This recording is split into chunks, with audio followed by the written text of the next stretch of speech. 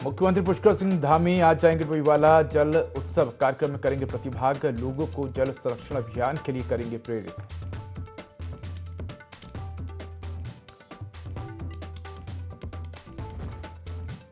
भाजपा ने जारी की प्रत्याशियों की सूची। बद्रीनाथ से राजेंद्र सिंह भंडारी को बनाया उम्मीदवार, तो मंगलौर से करतार सिंह भड़ाना को बनाया प्रत्याशी।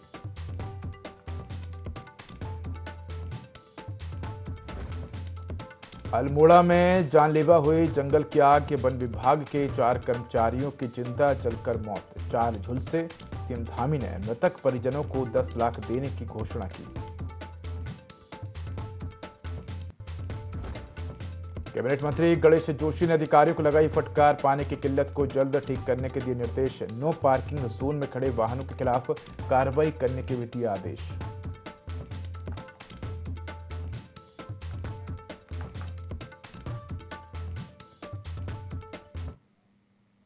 नमस्कार, मैं हूं उदय। देवभूमि लाइव में आपका स्वागत है। बुलेटिन की शुरुआत करेंगे तमाम बड़ी खबरों के साथ। तो बड़ी खबर देहरादून से है, जहां भाजपा ने विधानसभा उपचुनाव के लिए प्रत्याशी घोषित किए हैं।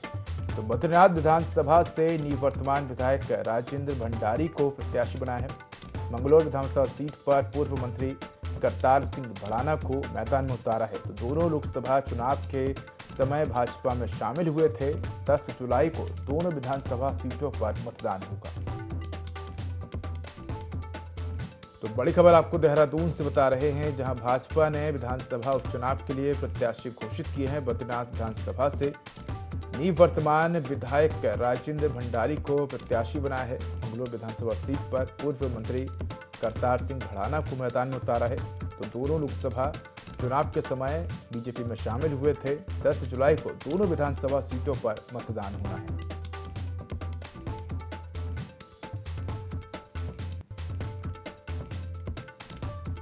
तो बीजेपी ने उत्तराखंड की 2 विधानसभा सीटों पर होने वाले उपचुनाव को लेकर प्रत्याशियों का ऐलान कर दिया है।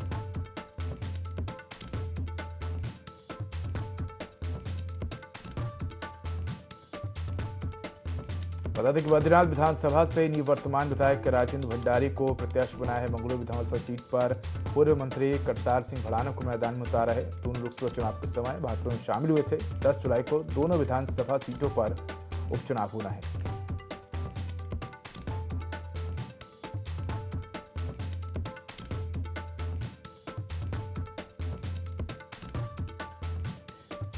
तो खबर आपको बता रहे हैं देहरादून से, जहां भाजपा ने विधानसभा उपचुनाव के लिए प्रत्याशी घोषित किए हैं।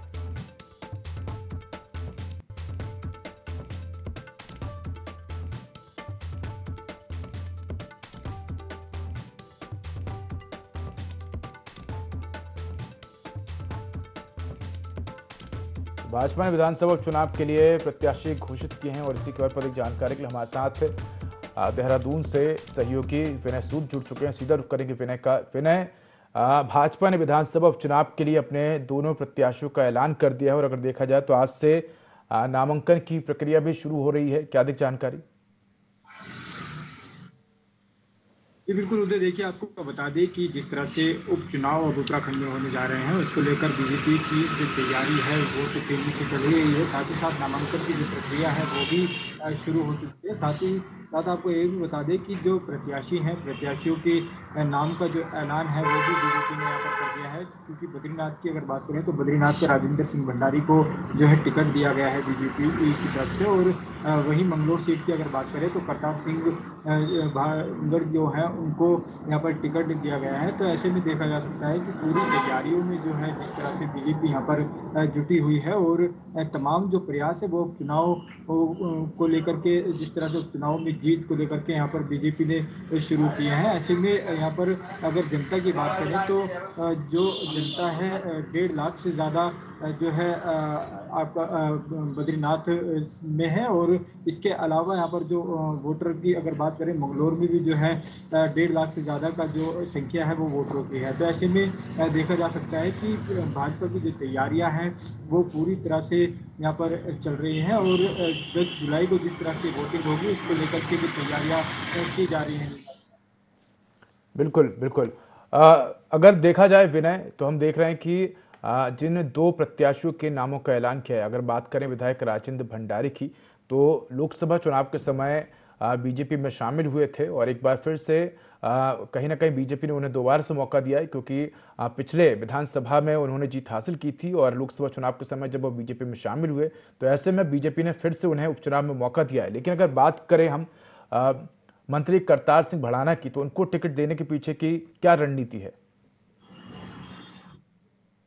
जी बिल्कुल, देखिए उदय, आपको बता दें कि जिस तरह से लोकसभा चुनाव से पहले काफ़ी जो कई बड़े इस दौरान नेता थे, कई विधायक थे, वो उन्होंने भाजपा का दामन इस दौरान थामा था। वहीं कांग्रेस से बात करें राजेंद्र भंडारी की, तो उन्होंने भी जो है वहाँ से इस्तीफा देने के बाद में बीजेपी ज्वाइन की थी। साथ ही जो करतार सिंह हैं, उनकी भी अगर यहाँ पर बात की जाए तो वो भी जो है इस दौरान कांग्रेस छोड़ करके बीजेपी में शामिल हुए थे। तो ऐसे में देखा जा सकता है कि जो दोनों ही यहाँ पर कैंडिडेट बीजेपी ने उतारे हैं, तो उनको जिस तरह से बहुमत इनके क्षेत्र में मिला था पिछले बार जब इन्होंने चुनाव लड़े थे, तो उसी को देखते हुए जो है उसी के आधार पर इस बार बीजेपी ने फिर से इन पर जो है यहाँ पर विश्वास जताया है। और जनता के हित में जिस तरीके से उत्तराखंड सरकार की अगर बात करें, उत्तराखंड सरकार जिस तरह से यहाँ पर जनता के हित में कार्य करती है, उसको लेकर जो विश्वास यहाँ पर कहा जा सकता है, एक विश्वास उत्तराखंड सरकार पर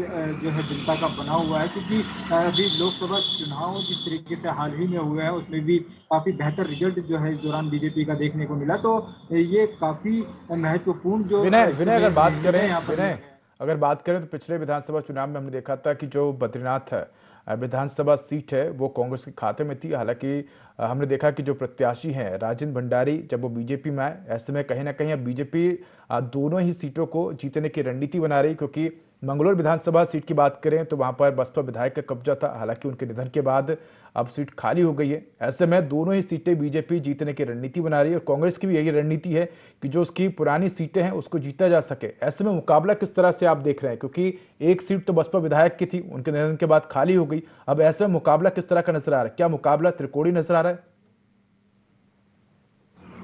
जी बिल्कुल उदय, देखिए आपको बता दें, यहाँ पर अगर मुकाबले की बात करें तो अभी यहाँ पर कांग्रेस ने जो है अपने कैंडिडेट यहाँ पर उनकी घोषणा नहीं की है। हालांकि बीजेपी ने जिस तरह से अपने दोनों ही मजबूत कैंडिडेट को मैदान में उतार दिया है, तो बीजेपी की तरफ से काफ़ी मजबूती जो है इस दौरान देखने को मिल सकती है। क्योंकि जिस तरह से बीजेपी के पाँचों यहाँ पर सांसदों ने, लोकसभा सांसदों ने जो है यहाँ पर बाजी मारी है, तो उत्तराखंड के विकास को देखते हुए जो उत्तराखंड की जनता है वो यहाँ पर अपनी सरकार चुनती है, अपने विधायक चुनती है। तो ऐसे में अब जिस तरह से इनको बड़ी जिम्मेदारी जो है यहाँ पर बीजेपी आला कमान ने दी है शिक्षकों को लेकर के, तो अब किस तरीके से फैसला सामने निकल कर आता है ये देखना बाकी है। क्योंकि हम जो यहाँ पर कांग्रेस की बात करें तो कांग्रेस के जो प्रत्याशी हैं वो अभी डिक्लेयर नहीं हुए हैं। उसके बाद जो है मुकाबला सामने आएगा कि कौन एक जो है इन सीटों पर कांग्रेस का मजबूत दावेदार रहने वाला है। बिल्कुल विनय, अगर देखा जाए तो आज से नामांकन की प्रक्रिया भी शुरू हो रही है। ऐसे में बीजेपी ने अपने प्रत्याशियों का ऐलान कर दिया। कहीं ना कहीं प्रत्याशियों को ज्यादा मौका मिल सकेगा चुनाव प्रचार करने को लेकर। ऐसे में हम देख रहे हैं कि जो कांग्रेस है वो लोकसभा चुनाव की तरह यहाँ भी प्रत्याशियों के ऐलान करने में पिछड़ती हुई नजर आ रही। क्या इसका भी फायदा बीजेपी को मिलेगा? जी बिल्कुल, तो देखिए यहाँ पर जिस तरह से लोकसभा चुनाव में भी काफी लेट स्थिति जो है इस दौरान कांग्रेस की देखने को मिली थी, लेकिन बाद में उन्होंने जो है अपने प्रत्याशियों का यहाँ पर ऐलान किया था। तो अब ऐसे में बीजेपी जो है शुरू से ही लोकसभा चुनाव के बाद जो है अब रणनीति यहाँ पर उस चुनाव को लेकर के तैयार कर रही थी। आने वाला समय जो है वो यहाँ पर निकाय चुनाव का भी है, तो तमाम जो प्रयास है वो इस दौरान बीजेपी के लगातार जारी है। और अब देखा जा सकता है कि जो यहाँ पर लेट लगी थी कांग्रेस की तरफ से हो रही है, तो उसमें हो सकता है कि किसी बड़े नेता को जो है वो इस दौरान इन सीटों पर मैदान में उतार सकते हैं। क्योंकि कयास ये भी लगाए जा रहे हैं कि गणेश गोदियाल जिन्होंने पौड़ी लोकसभा से चुनाव लड़ा था, उनको जो है इस बार चुनाव में जो है मौका दिया जा सकता है। और साथ ही जो है उनको टिकट देने के लिए जो है यहाँ पर कयास भी लगाए जा रहे हैं। तो वहीं दोनों ही जो सीटें हैं, दोनों ही सीटों पर कांग्रेस भी अपने बड़े दावेदारों को उतार सकती है। हालांकि जो बीजेपी है, बीजेपी ने अपने दोनों ही कैंडिडेट मजबूत इस दौरान खड़े कर दिए हैं दोनों सीटों पर भी। बिल्कुल विनय, अगर बात करें तो मुकाबला बीजेपी कांग्रेस के बीच कांटे का तो है ही, लेकिन अगर हम अन्य पार्टियों की बात करें जहां हम बसपा को अगर देखें तो बसपा कहीं ना कहीं संघर्ष करती हुई नजर आ रही है। हमने लोकसभा चुनाव में भी देखा कि बसपा जो है एक कहीं ना कहीं संघर्ष करती हुई नजर आई और लोकसभा चुनाव में उसका प्रदर्शन बहुत ही खराब रहा। और कहीं ना कहीं अगर आम आदमी की बात करें तो पंजाब के बाद उत्तराखंड में भी आम आदमी पार्टी जो है अपने पैर पसारती हुई नजर आ रही, पैठ बनाती हुई नजर आ रही है। ऐसे में अन्य पार्टियों का किस तरह से इस उपचुनाव में जोर रहेगा, किस तरह से इस चुनाव में अन्य पार्टियां लड़ती हुई नजर आएंगी?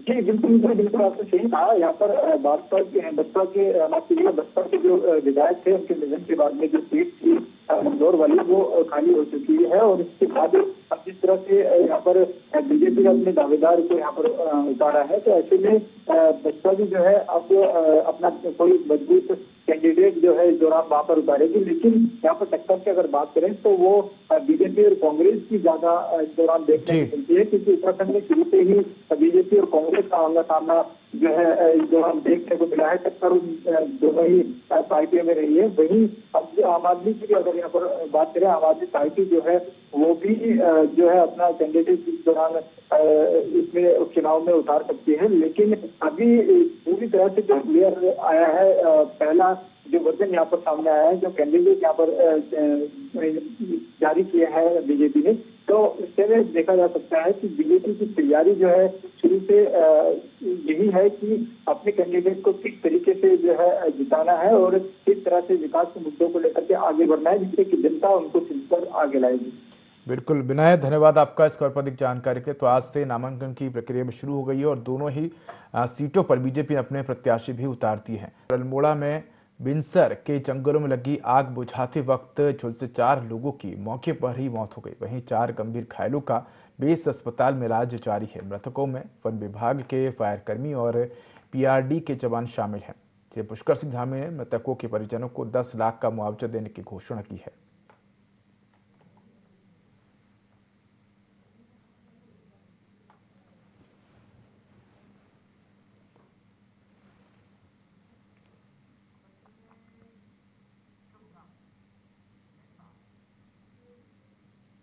ज्योतिर्मठ क्षेत्र के दोनों सनातनी धर्म गुरु और शंकराचार्य महाराज ने जोशीमठ का नाम पौराणिक ज्योतिर्मठ किए जाने के विज्ञान और प्रौद्योगिकी विभाग की ओर से सहमति प्रदान किए जाने पर मुख्यमंत्री पुष्कर सिंह धामी को शुभकामनाएं दी हैं। बता दें कि क्षेत्र के धर्म गुरुओं जनप्रतिनिधियों के साथ आम लोगों में हर्ष का माहौल बना हुआ है। वहीं ज्योतिर्मठ परिसर में पहुंचकर आतिशबाजी और मिष्ठान वितरण किया जा रहा है। शंकराचार्य स्वामी वासुदेवानंद सरस्वती महाराज ने हर्ष व्यक्त करते हुए कहा कि ज्योतिर्मठ अब सनातन धर्म नगरी की आस्था और पौराणिक स्वरूप में आ गया है।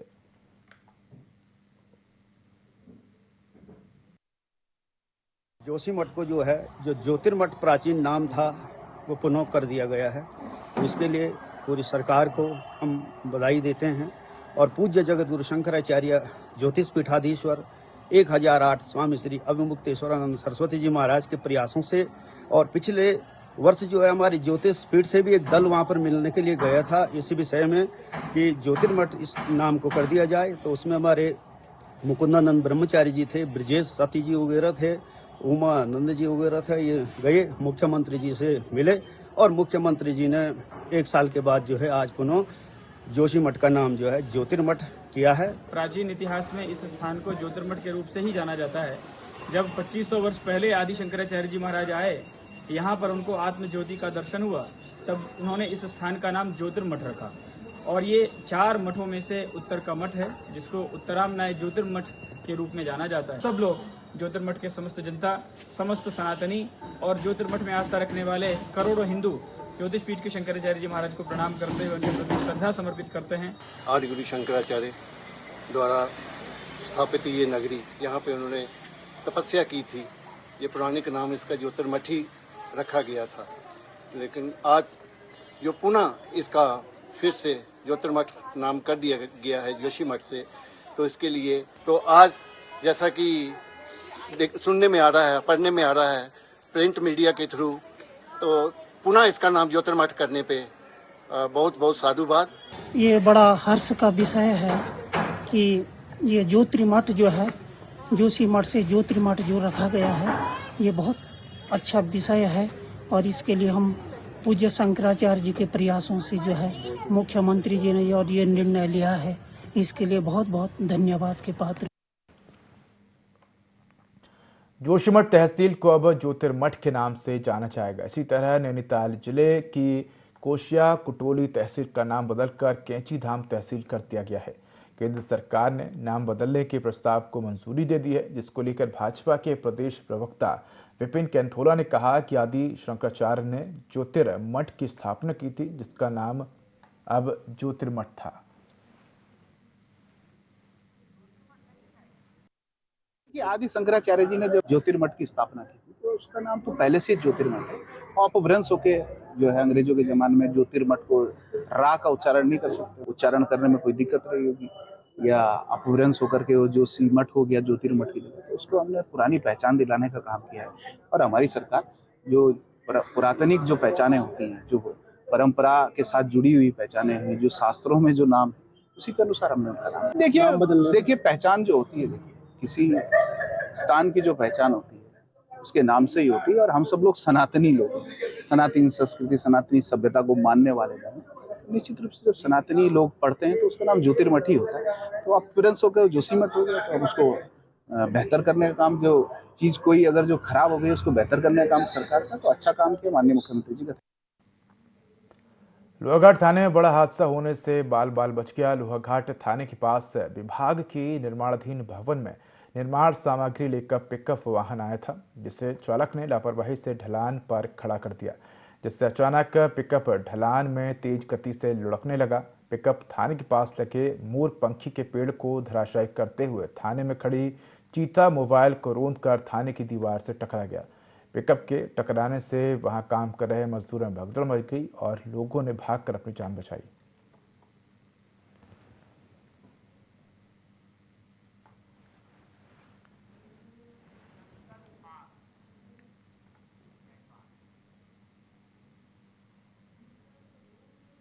एक तरफ भीषण गर्मी, वहीं दूसरी ओर लगातार जंगलों की आग प्राकृतिक वन संपदा को नुकसान पहुंचा रही है। छावनी परिषद चकराता के आरक्षित वन क्षेत्र में भीषण आग लगने से बड़े पैमाने पर वन संपदा जलकर राख हो गई है। आग को बुझाने के लिए सेना के जवानों और छावनी परिषद की जंगलात टीम द्वारा अभियान चलाकर कड़ी मशक्कत के बाद आग पर काबू पाया।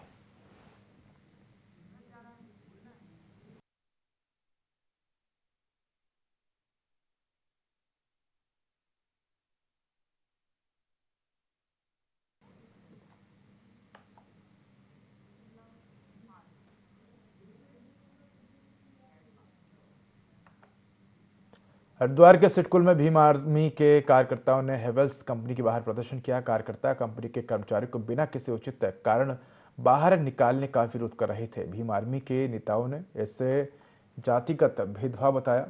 उन्होंने चेतावनी दी कि यदि इस पर रोक नहीं लगाई गई तो उग्र आंदोलन किया जाएगा।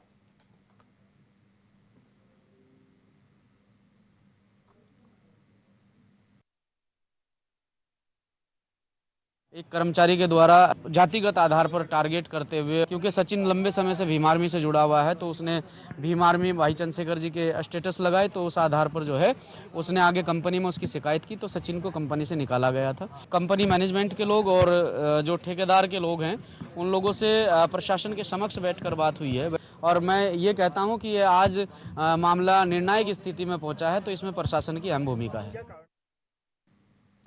जनपद रुद्रप्रयाग को पहले सामुदायिक भवन की सौगात मिल गई है। स्थानीय लोगों की आवश्यकता को समझते हुए जिला प्रशासन ने गुलाब राय मैदान में सामुदायिक भवन, अस्थायी पार्किंग और हाईटेक शौचालय का निर्माण कराया। विधायक रुद्रप्रयाग भरत सिंह चौधरी ने करीब 98,94,000 की लागत से निर्मित सामुदायिक भवन, 2 हाईटेक शौचालय और वाहन पार्किंग का उद्घाटन कर जनता को समर्पित किया।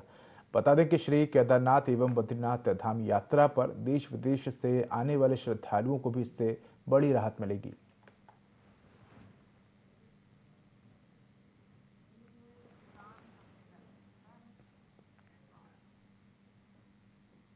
धर्मनगरी हरिद्वार में इन दिनों कई किसान संगठनों के चिंतन शिविर लग रहे हैं। इस बीच अन्नदाता किसान यूनियन के हरिद्वार में हुए 3 दिवसीय सम्मेलन में जहां एक और किसानों की मांगों पर चिंतन किया गया, तो वहीं चंडीगढ़ एयरपोर्ट पर कंगना रनौत को थप्पड़ मारने वाली CISF जवान कुलविंदर कौर के समर्थन में भी किसान खड़े दिखाई दिए, जहां उन्होंने कहा कि अगर किसान की बेटी के खिलाफ कोई नाजायज कार्रवाई हुई तो किसान यूनियन कुलविंदर कौर के साथ खड़ी है। बता दें कि यूनियन के राष्ट्रीय अध्यक्ष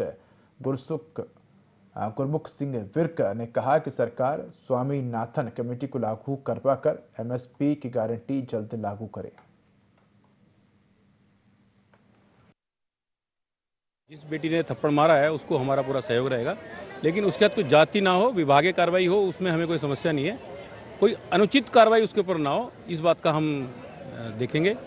और सबसे बड़ी बात यह है कि उसने जो भी वक्तव्य उसने भी गलत दिया था कि किसान की महिलाएं बेटियां 100 रुपये में बैठी हैं धरने पर, वो भी गलत था। थप्पड़ मारना वर्दी में वो भी गलत तो है, लेकिन फिर भी हम उसका समर्थन करेंगे क्योंकि वो उसने जो है गलत बात के लिए बात उठाई है। और ऐसी वीरांगना के लिए हमारा नमन है और जो भी उसकी मदद होगी वो हम करवाएंगे। विभागीय जांच के लिए हमारी कोई उसमें वो नहीं है, लेकिन हाँ पुलिस प्रशासन की तरफ हमारा ये रहेगा कि गलत धाराओं में उसके ऊपर मुकदमा न्याय दर्ज हो और कोई उसके ऊपर कार्रवाई गलत न हो। हमारा जहाँ का जो शिविर है वो MSP की गारंटी का, जो चीज़ हमने 13 महीने लगातार 750 किसान हमने शहीद कराई और उनको लिए जो हमने चीज़ हमने नहीं मांगी थी, 3 अध्यादेश कानून हमने मांगे नहीं थे, हमें थोप दिए गए। हम मांगने आए थे MSP गारंटी का कानून बनवाने के लिए, वो हमारी मांग आज भी खड़ी है। जितने भी हमारे स्टेट है, हमारा संगठन है, बिल्कुल तन मन धन के साथ उस बेटी के साथ खड़ा है जिसने उसके मुंह पर एक थप्पड़ जड़ा है। जो धारा लगाई है उसने, उस पर कोई दिक्कत नहीं है। जो सुर में चपेट मार सकती है वो धारे भी सह सकती है, मगर अगर उसके साथ कोई किसी की तरह का भी प्रशासन शासन ने उसके साथ किया तो पंजाब की जो है ना सरकार ईंट से ईंट खड़का देंगे, ईंट से ईंट, और उसके ऊपर कुछ नहीं होने देंगे, जो मर्जी हो जाए। चंपावत में गुरुवार को मुख्य शिक्षा अधिकारी कार्यालय के सभागार में विनोद कुमार की अध्यक्षता और जीवन चंद्र ओली के संचालन में federation of ministerial services association की बैठक आहूत की गई और इसमें जिले के समस्त विभागों के मिनिस्ट्रियल कार्मिकों ने प्रतिभाग किया। बैठक में सभी वक्ताओं ने अपनी 21 सूत्री मांगों पर विस्तार पूर्वक चर्चा की, जिसमें प्रमुखता से पुरानी पेंशन बहाली और SGHS गोल्डन कार्ड में आ रही परेशानियों को दूर करने के संदर्भ में चर्चा की गई। कर्मचारियों का कहना है कि पेंशन हमारा संवैधानिक अधिकार है जिसे हम हर हाल में लेकर रहेंगे। साथ ही आ रही विभिन्न विसंगतियों को दूर करने के लिए सरकार पर दबाव बनाया जाएगा। आज शिक्षा भवन के सभागार में मिनिस्ट्रियल फेडरेशन जनपद शाखा चंपावत द्वारा अपने द्विवार्षिक अधिवेशन और 21 सूत्री मांगों के संबंध में एक बैठक का आयोजन किया गया है। शीघ्र ही हमारा मिनिस्ट्रियल फेडरेशन अपना द्विवार्षिक अधिवेशन संपन्न कराते हुए जो भी 21 सूत्री मांगें हमारी चल रही हैं उसके आंदोलन की जो है आगे गति देने के लिए रणनीति जो है तैयार। तो फिलहाल इस बुलेटिन में इतना ही। खबरों का अपडेट के लिए देखते रहिए ID24। नमस्कार।